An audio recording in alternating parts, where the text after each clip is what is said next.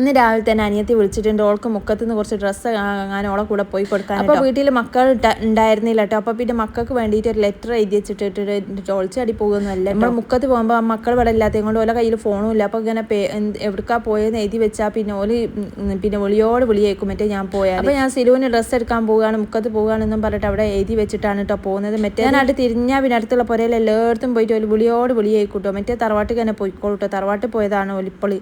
അപ്പോൾ പിന്നെ വിളിച്ച് ഞാൻ കേൾക്കുന്നിടത്തൊന്നും അല്ല, കുറച്ച് അങ്ങോട്ട് പോകും. അങ്ങനെ പിന്നെ അനിയത്തിനെയും കൊണ്ട് കുറച്ച് ഡ്രസ്സ് കടയിലൊക്കെ കയറിയിട്ട് ഒരുപാട് ഡ്രസ്സ് തപ്പിയിട്ടുണ്ടെങ്കിലും നമ്മളൊരു മുട്ടിക്കുള്ള ഒരു ഡ്രസ്സ് ഉണ്ടാകുകയല്ല, അത്യാവശ്യം ഷർട്ടല്ലാതെ അതിൻ്റെ ആയിട്ടുള്ള ടോപ്പുകൾ കാര്യങ്ങളൊക്കെ ആയിരുന്നു ഞങ്ങൾ ഉദ്ദേശിച്ചത് കേട്ടോ.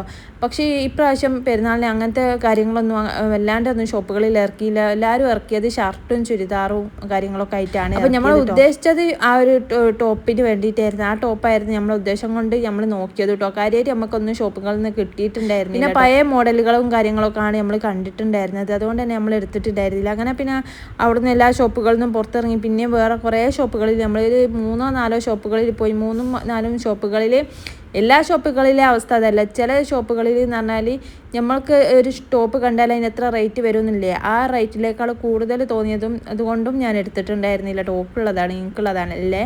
അങ്ങനെ പിന്നെ അമ്മ കുറച്ച് ചക്ക കൊടുത്തിട്ടുണ്ടായിരുന്നു. അപ്പോൾ നോമ്പൊക്കെ അല്ലേ ചക്ക വെച്ചോന്ന് പറഞ്ഞാൽ ആരെക്കൊണ്ടാണ് നോമ്പോറ്റ് ചക്ക എല്ലാം കൂടി വെട്ടിയിരിക്കാൻ. പണ്ട് തറവാട്ടത്തെ കാലത്ത് എനിക്ക് ഇന്നും ഓർമ്മ ഉണ്ട്.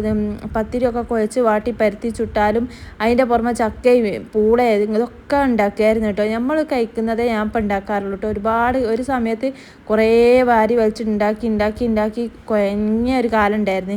ഇപ്പം ഭയങ്കര മടിയാണ്. ഞാൻ അതിനൊന്നും നിൽക്കല്ല. ഒരു സമയത്ത് ഞാൻ ഇങ്ങനെയൊക്കെ ഉണ്ടാക്കി കൊടുക്കുകയും ചെയ്തല്ലേ. ഇനിയിപ്പം എൻ്റെ ഒറ്റത്തടിൻ്റെ മക്കളോട് എനിക്ക് സമാധാനം പറഞ്ഞാൽ മതിയല്ലോ. മറ്റുള്ളവരോട് സമാധാനം എന്തുകൊണ്ട് ഉണ്ടാക്കില്ല എന്ന് എൻ്റെ മക്കൾ ചോദിക്കൂല.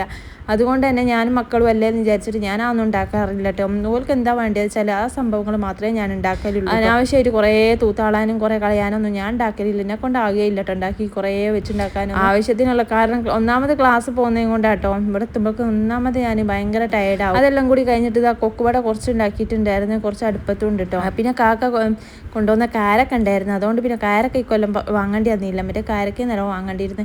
പിന്നെ ഇന്നലത്തെ ചിക്കൻ കറിയും ഉണ്ട്, ഇന്നലത്തെ ബീഫ് കറിയും ഉണ്ട് കേട്ടോ. ബദ്രീങ്ങളാണ്ടുണ്ടായിരുന്നില്ല. അപ്പോൾ ബീഫ് കിട്ടിയപ്പോൾ ഇന്നലെ വെച്ചിട്ടുണ്ടായിരുന്നു.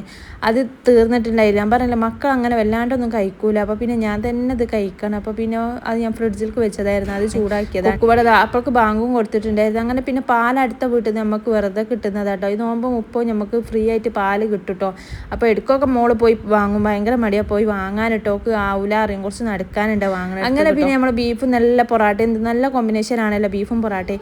അപ്പോൾ ഇന്നത്തെ വിശേഷങ്ങളും ഇന്നത്തെ ചുറ്റുപാടുകളും ഒരു ഇത്രയൊക്കെ തന്നെ ഉള്ളൂ. അപ്പോൾ കൂടെ കൂടിയാൽ നിങ്ങൾക്ക് നഷ്ടമൊന്നും ആവില്ല. കുറച്ച് വീഡിയോസും കാര്യങ്ങളൊക്കെ കണ്ടു കുത്തിരിക്കുക. അപ്പം ഓക്കെ ബൈ. അപ്പോൾ എല്ലാവരും ഒന്ന് സപ്പോർട്ട് ചെയ്ത് കൂടെ നിൽക്കട്ടോ. കൂടെ എന്നാൽ നിങ്ങൾക്കും